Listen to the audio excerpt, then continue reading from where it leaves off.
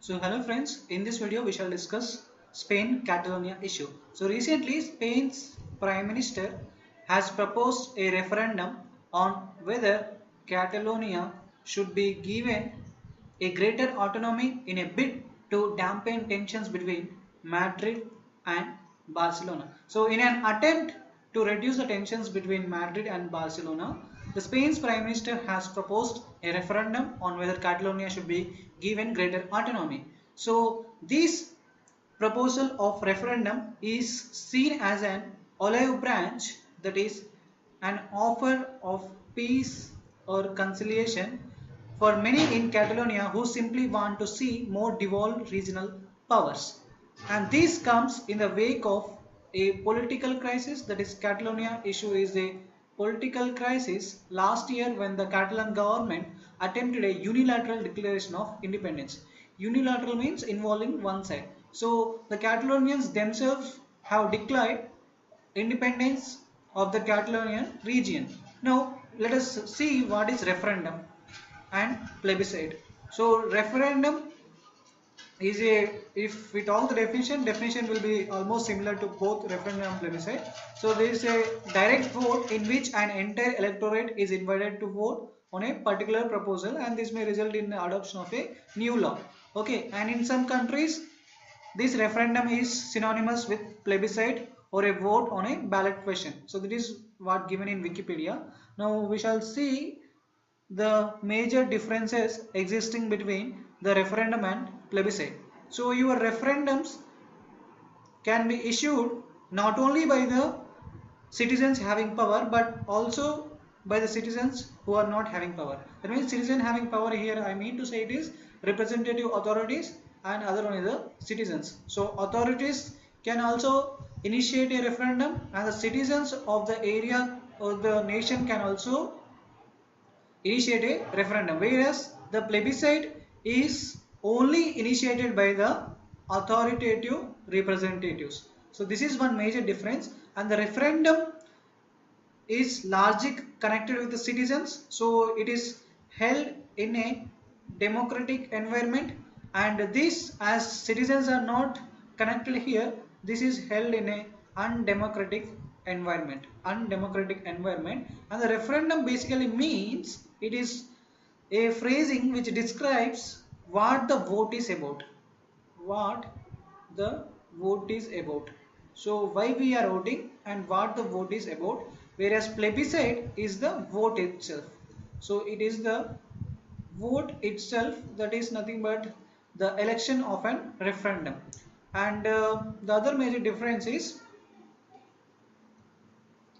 so referendum facilitates a stronger way to get the opinion of the masses across the region, whereas the plebiscite is largely a technique. It's a technique followed by the authoritative representatives to legitimize their decisions or to legitimize their policy by the people.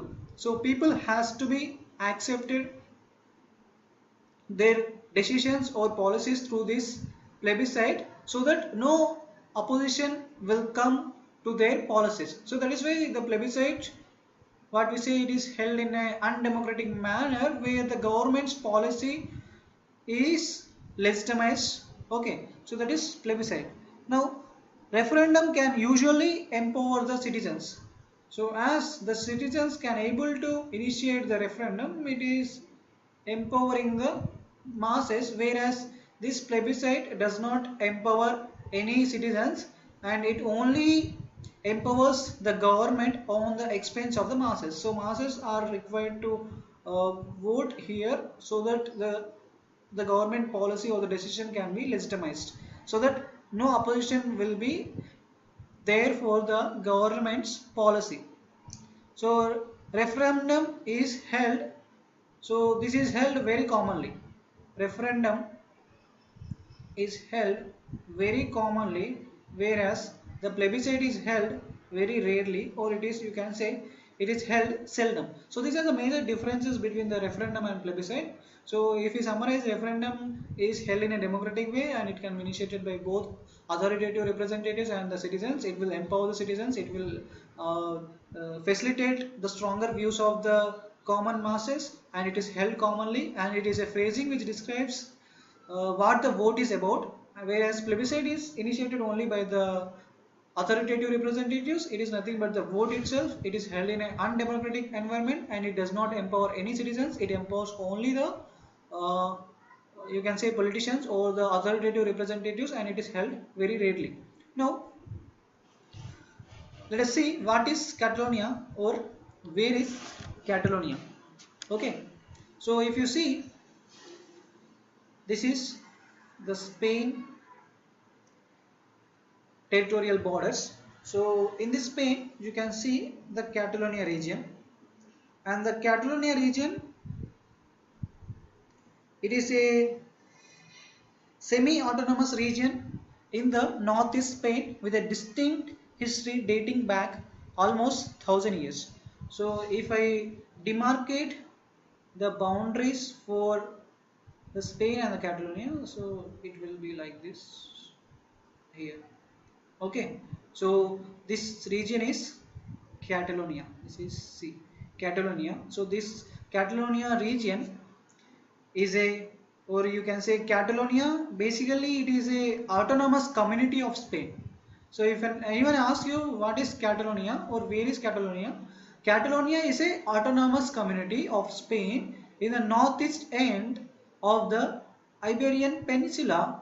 It is designated as a nationality by its Statute of Autonomy. So Statute of Autonomy is nothing but the laws or the rules governing autonomy of Catalonia, that is under Spain's 1978 constitution. So that is by Statute of Autonomy it is designated as a nation. So its designation as a nation which can able to grant citizenship to its people. So it has 4 provinces. One is Barcelona. So your Barcelona will be here. One is Barcelona and other one is the Girona. So your Girona, it will be here, and the other province is Lleida. So this is Lleida, and your other province is Tarragona. So these are the major 4 provinces Catalonia region has been region has. So the capital and the largest city is Barcelona of this Catalonia nation. So if I treat this Catalonia as a nation, then its capital is the Barcelona. So in order to reduce the tensions between the Spain's capital Madrid and the Catalonia capital Barcelona, the proposal on referendum has been proposed by the Spain's Prime Minister, and this is the second, Barcelona is the second most populated city in Spain. Okay, now let us see what is the Catalonia issue. Okay, what is the Catalonia issue? So Catalonia, which has its own distinct language, it has its own distinct language, it was granted autonomy under Spain's 1978 constitution, and this constitution was adopted 3 years after the death of long-time dictator. His name is Francisco Franco. Francisco Franco. So after the death of the long-time dictator Francisco Franco, the Spain's constitution was adopted, that is in 1978. Now in 2006, a statute, the statute is nothing but a written law passed by a legislative body. So a statute, a law granting even greater powers to this Catalonia region, boosting its financial clout, that is financial power, was approved by the Spanish and Catalonia parliaments. So the statute which is granting greater powers to the Catalonia, which is nothing but it will boost the financial powers of the Catalonia. It was approved by the Spanish and Catalan parliaments, and in a referendum at the time, over 73% of Catalan approved it. That means The statute was approved by 73% of voters from Catalonia in a referendum proposed at that moment. But what happened in 2010? So in 2006, the Catalonian people were very happy because a law which is boosting its financial clout was approved. Now let us take a new page and let us see what happened in 2010. Okay, what happened in 2010? So in 2010, Spain's constitutional court, it struck down several articles of the Charter. Among them, attempts to, first one is the main thing is it struck down several articles of the Charter, and the few main things among these is, one is attempts to place the distinctive Catalan language above Spanish in the region, and the second thing is a clause which is describing the region as a nation. Okay, these two things were struck down by the Spain's constitutional court. One is making attempts to place the distinctive Catalan language above Spanish in the region. That means the supremacy of the Catalan language has been struck down by the Spain's constitutional court, and the other thing is it struck down the clause which is describing the Catalan region as a nation, and this ruling sparked a rise in support for independence of Catalonia.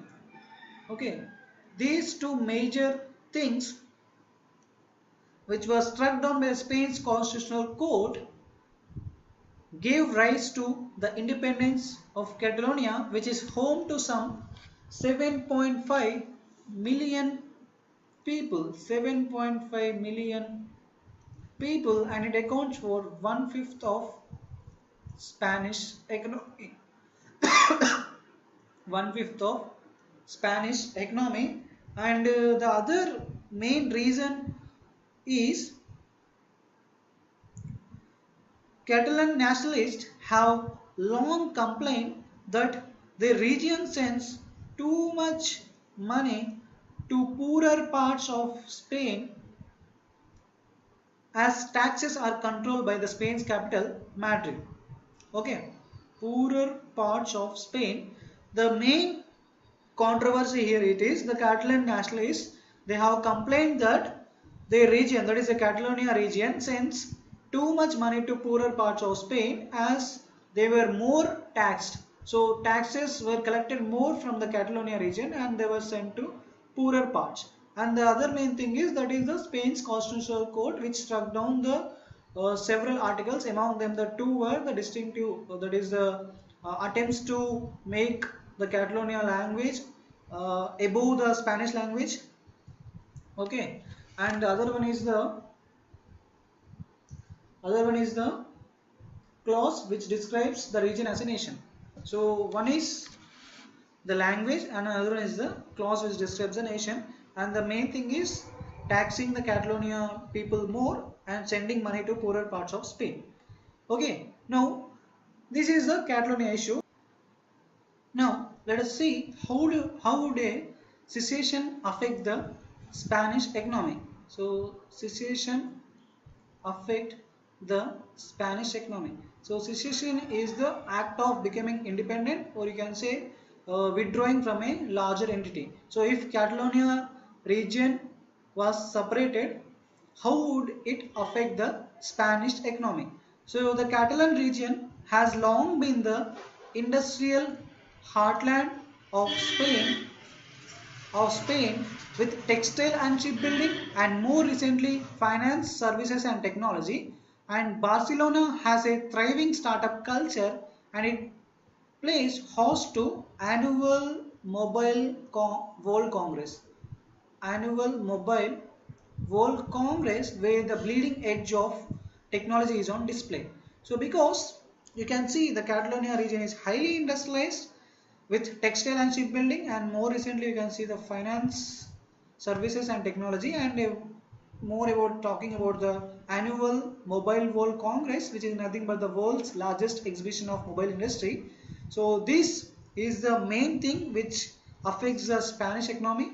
And the other thing is Catalonia is one of the wealthiest region of Spain.